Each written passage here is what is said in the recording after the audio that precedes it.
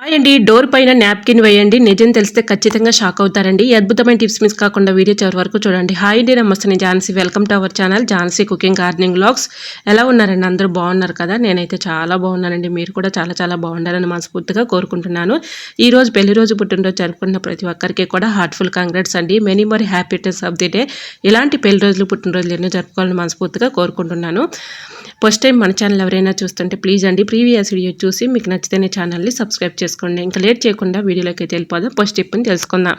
ఇలా మనం పొట్టు మినపప్పు కడిగేటప్పుడు ఇలా సింక్లో మనం పోసేటప్పుడు చాలా ఇబ్బంది పడుతూ ఉంటాం. ఎందుకంటే పొట్టు అంతా కూడా సింక్లోకి వెళ్ళిపోతూ ఆ హోల్స్ అన్నీ కూడా బ్లాక్ అయిపోతూ ఉంటుంది. అటువంటి ఇబ్బంది లేకుండా ఇలా హోల్స్ ఉన్న గిన్నెని తీసుకొని ఈ విధంగా పొట్టు మినపప్పు కడిగేటప్పుడు ఇలాగ మనం వంచేసుకున్నాం అనుకోండి, ఆ పొట్టు మినప అంటే పొట్టు అనేది ఇంకా మన సింక్లోకి వెళ్ళకుండా అలా ఆగిపోతుంది అనమాట. ఇంకా హోల్స్ ఉన్న గిన్నెలోకి ఈ విధంగా వంచేసుకున్నాం అనుకోండి, ఆ పొట్టు అంతా కూడా దానిలోకి వెళ్ళిపోతుంది. సో మనం ఎటువంటి ఇబ్బంది లేకుండా ఇలా అయితే తర్వాత తీసుకోవచ్చు.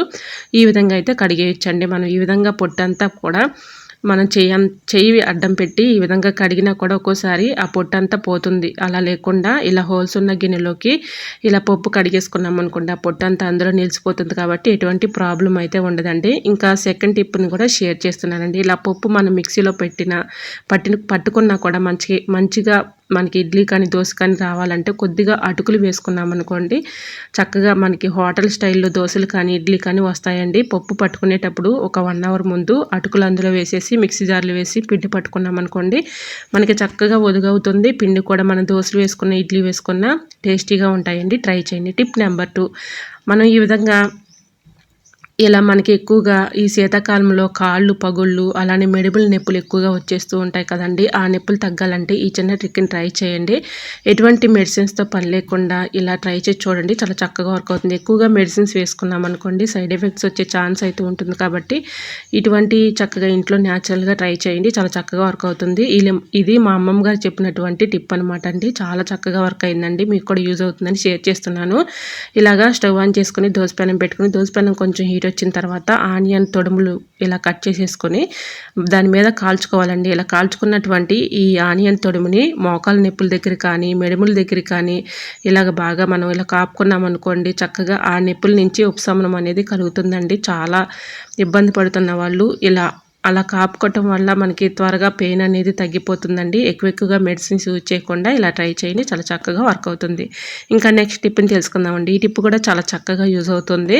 సో మనం కూరగాయలు తెచ్చుకున్నప్పుడు ఎక్కువగా ఇలా టమోటాలను కూడా తెచ్చుకుంటూ ఉంటాం కదండి. టమోటాలు ఒక్కోసారి పాడైపోయి కొలిపోతూ ఉంటాయి కదా, వేస్ట్ అని పడేస్తూ ఉంటాము. అలా వేస్ట్ అని పడేయకుండా ఈ చిన్న ట్రిక్ని ట్రై చేయండి. చాలా చక్కగా వర్క్ అవుతుంది. మనకి ఎంత కులితే అంత విలువైందని చెప్పుకోవచ్చండి. అంత చక్కగా వర్క్ అవుతుంది అనమాట. సో ఇక్కడైతే నాకు టమాటా పాడైపోయిందండి, కుళ్ళిపోయిందనమాట. లోపల మెత్తగా అయిపోయింది.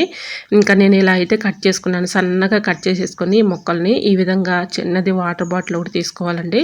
ఆ వాటర్ బాటిల్లోకి ఇలాగ టమాటా ముక్కలన్నీ వేసేసి దానిలో కొద్దిగా హాట్ వాటర్ని పోసుకోవాలండి. మరీ హాట్ వాటర్ కాకుండా కొద్దిగా గోరువెచ్చలుగా ఉన్నటువంటి హాట్ వాటర్ని పోసేసి ఈ విధంగా మొత్తం కూడా ఇలా ఈ బాటిల్ మూత పెట్టేసి 3-4 టైమ్స్ ఇలా ఊపామనుకోండి, ఈ మొక్కలు అనేవి ఆ హాట్ వాటర్లో కొద్దిగా మనకి మిక్సింగ్ అయిపోతాయి అన్నమాట. ఇలా మిక్సింగ్ అయిపోతాయి కదా, ఈ నైట్ అంతా ఇలా ఉంచేసి ఉదయం మార్నింగ్ మనం ఇంట్లో కొన్ని పూల మొక్కలను అయితే పెంచుకుంటూ ఉంటాం కదండి. పూల మొక్కల మొదటన ఈ విధంగా వేసేసామనుకోండి, చక్కగా మనకి ఇలా పూల మొక్కలు అనేవి మంచి క్రాప్ అయితే ఉంటుందండి. ఒక బూస్ట్ ఫెర్టిలైజర్ లాగా ఉపయోగపడుతుందన్నమాట. చాలా చక్కగా వర్క్ అవుతుందండి. ఈ విధంగా ట్రై చేసి చూడండి. చాలా చక్కగా వర్క్ అవుతుంది. మనం ఎక్కువగా ఎరువులేమి ఇవ్వవసరం లేదండి. కిచెన్లో వచ్చినటువంటి వేస్టేజ్తోనే మనం ఈ విధంగా మొక్కలను అయితే చాలా చక్కగా ఒక బూస్ట్ ఫెర్టిలైజర్ లాగా మనం ఉపయోగించుకోవచ్చండి. సో ట్రై చేయండి. ఇంకా నెక్స్ట్ టిప్ని తెలుసుకుందాం. శారీకి ఫాల్ వేయాలంటే మనం ఎక్కువగా ట్రైలింగ్ చేసే వాళ్ళ దగ్గర ఇస్తూ ఉంటాం, లేదంటే కొంచెం మనకే వచ్చనుకోండి ఇంట్లోనే వేసుకుంటూ ఉంటాం కదండి. ఈ విధంగా ఫాల్ వేసేటప్పుడు శారీకి మన ఫాల్ అనేది ఈ విధంగా వాటర్లో తడిపేసుకున్న తర్వాత ఆరిన తర్వాత ఇలా ఫాల్ వేసుకున్నాం అనుకోండి, శారీకి సింక్ అవ్వకుండా ఉంటుందండి. ఇలా ఫాల్ చక్కగా మనం వాటర్లో తడిపేసుకొని ఆరబెట్టుకొని ఇలా తర్వాత వేసుకున్నాం అనుకోండి, శారీకి వేసుకుంటే చక్కగా సింక్ అవ్వకుండా ఉంటుంది. ఫాల్ కూడా మనకి ఇలాగా ఒకవేళ ఎలిసిపోతున్నా కూడా కలర్ అంతా కూడా పోతుంది కాబట్టి ఈ విధంగా మనం వాటర్లో తడిపేసుకున్న తర్వాత ఆరిన తర్వాత ఇలా ఫాల్ వేసుకున్నాం అనుకోండి చక్కగా మనకి శారీకి ఇలా వేసుకునేటప్పుడు ఇబ్బంది లేకుండా ఉంటుంది. ఎందుకంటే శారీ కూడా మనం ఒక్కోసారి ఇలా ఫాల్ వేసుకున్న కొన్నది అలానే వేసేసామనుకోండి సింక్ అయిపోతూ ఉంటుంది, బాగా ముడతలు వచ్చేస్తూ ఉంటుంది, అటువంటి ఇబ్బంది లేకుండా ఉంటుందండి. ఈ విధంగా ఫాల్ వేసేటప్పుడు ఇలాగ వాటర్లో తడిపేసుకొని తర్వాత ఆరిన తర్వాత ఎండబెట్టుకొని ఈ విధంగా ఫాల్ అయితే వేసుకున్నాం అనుకోండి శారీ ఫాల్ ఎటువంటి ఇబ్బంది అయితే ఉండదండి. సో మనకి ఒకవేళ కలరు ఎలిసిపోయినట్లుగా ఉన్నా కూడా ఆ ఇబ్బంది అయితే ఉండదండి. ఈ విధంగా కలర్ అంతా పోతుంది కాబట్టి మనం ఈ విధంగా తర్వాత ఆరిన తర్వాత ఈ విధంగా శారీ ఫాల్ వేసుకున్నాం అనుకోండి ఎటువంటి ఇబ్బంది అయితే ఉండదండి. శారీ కూడా ఇలా ఫాల్కి ఉన్నప్పుడు సింక్ అవ్వకుండా ముడతలు లేకుండా చక్కగా మంచిగా ఉంటుందండి. ట్రై చేయండి. మరొక యూస్ఫుల్ టిప్ తెలుసుకునే ముందు చిన్న రిక్వెస్ట్ అండి, ఫస్ట్ టైం మన ఛానల్ ఎవరైనా చూస్తుంటే ప్లీజ్ అండి ప్రీవియస్ వీడియో చూసి మీకు నచ్చితేనే ఛానల్ని సబ్స్క్రైబ్ చేసుకోండి. ఇంతవరకు మన ఛానల్ని ఎంతగానో ఆదరించి సపోర్ట్ చేసి సబ్స్క్రైబ్ చేస్తున్న ప్రతి ఒక్కరికి కూడా చాలా చాలా థ్యాంక్స్ అండి. ఇప్పుడైతే చూసారా శారీ ఫాల్ అయితే నేను ఈ విధంగా అయితే స్టిచ్ చేసేసుకున్నానండి. సో మనకి తిరగలు తీసుకుని ఇలా ఫాల్ వేసుకున్నాం అనుకోండి మనకి స్టిచ్చింగ్ అనేది కరెక్ట్గా వస్తుంది. సో కొత్తగా నేర్చుకున్న వాళ్ళకి ఈ టిప్ యూజ్ అవుతుందండి. ట్రై చేయండి. మరొక యూస్ఫుల్ టిప్ని తెలుసుకుందాం. టిష్యూ పేపర్ కానీ ఒక పేపర్ కానీ తీసుకొని లేదంటే ఒక పల్చగా ఉన్నటువంటి నాప్కిన్ కానీ తీసుకొని ఒక గుప్పుడు రైస్ తీసుకోవాలండి. దానిలో కంఫర్ట్ కానీ షాంపూ కానీ మీకు ఏది అవైలబుల్గా ఉంటే అది వేసుకోండి.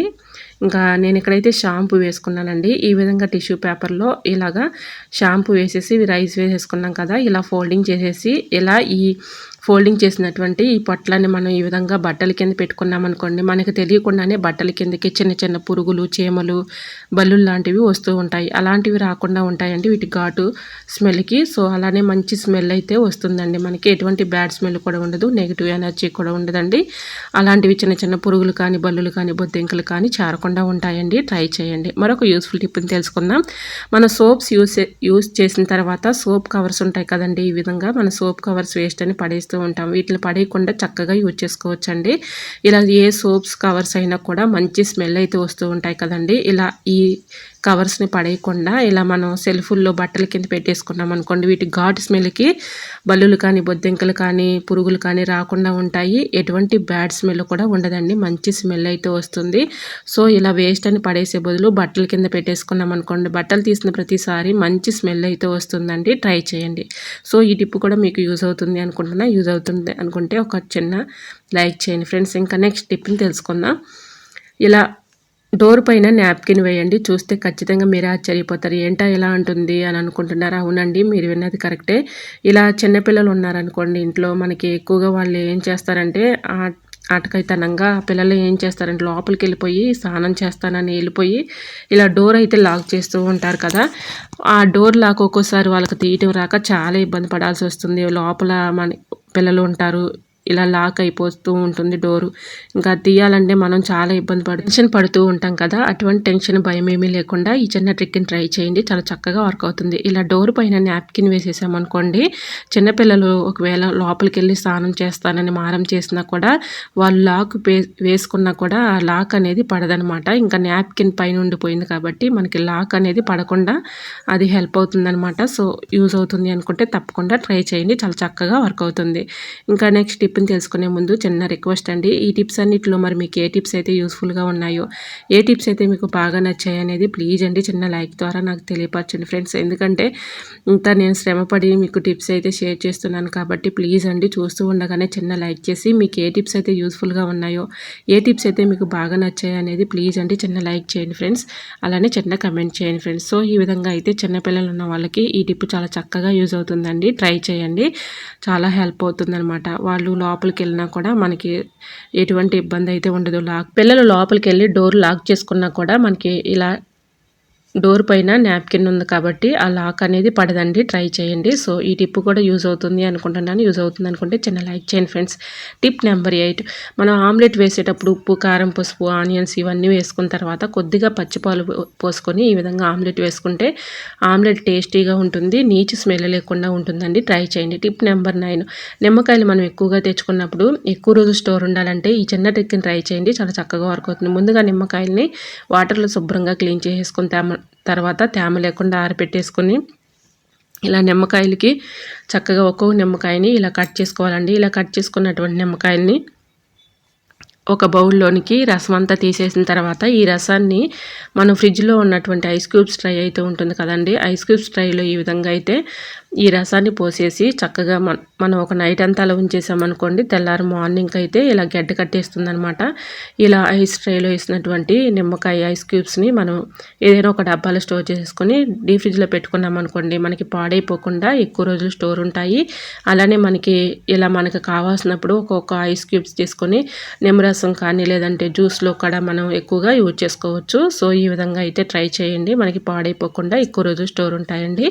ఈ విధంగా మనం ఎక్కువగా నిమ్మకాయలు తెచ్చుకున్నప్పుడు రసం తీసేసి ఐస్ క్యూబ్స్లో మనం స్టోర్ చేసుకున్నాం అనుకోండి, ఐస్ క్యూబ్స్ని మళ్ళీ మనం ఏదైనా ఒక డబ్బాలో స్టోర్ చేసేసుకొని ఫ్రిడ్జ్లో పెట్టుకుంటే అవసరమైనప్పుడు తీసుకొని యూజ్ చేసుకోవచ్చు. ట్రై చేయండి. సో మరి మీకు ఈ టిప్ కూడా యూజ్ అవుతుంది అనుకుంటున్నా. యూజ్ అవుతుంది అనుకుంటే ప్లీజ్ అండి చిన్న లైక్ చేయండి ఫ్రెండ్స్.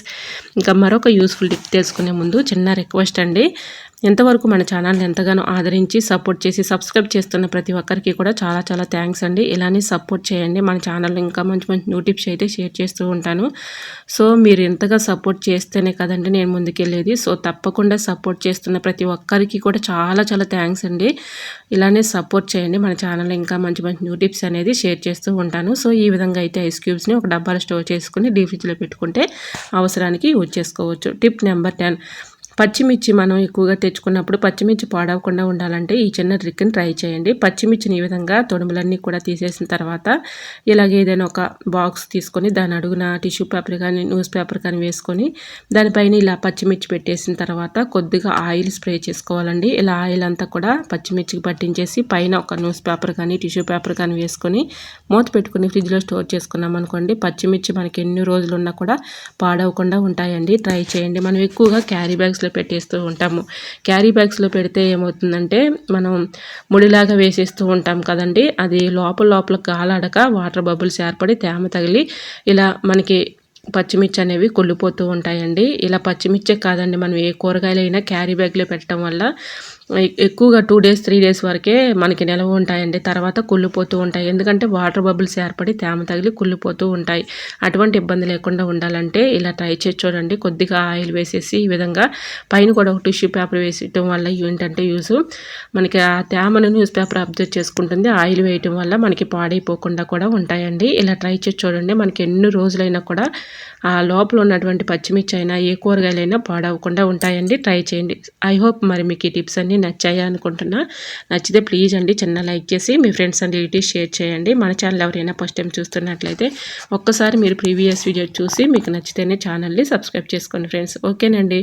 మరి మీకు ఈ టిప్స్ అన్నింటిలో ఏ టిప్స్ అయితే యూస్ఫుల్గా ఉన్నాయో, ఏ టిప్స్ అయితే మీకు బాగా నచ్చాయో ప్లీజ్ అండి చిన్న లైక్ చేసి ఏ టిప్స్ అయితే మీకు యూస్ఫుల్గా ఉన్నాయనేది చిన్న కమెంట్ ద్వారా నాకు తెలియపరచండి ఫ్రెండ్స్. ఓకేనండి. మరికొన్ని టిప్స్తో మళ్ళీ మీ ముందుకు వచ్చేస్తాను. అంతవరకు మన యూట్యూబ్ ఫ్యామిలీ అంతా బాగుండాలి, అందులో మా ఫ్యామిలీ ఉండాలని కోరుకుంటూ మరికొన్ని టిప్స్తో మళ్ళీ మీ ముందుకు వచ్చేస్తాను. అంతవరకు bye bye. Thanks for watching.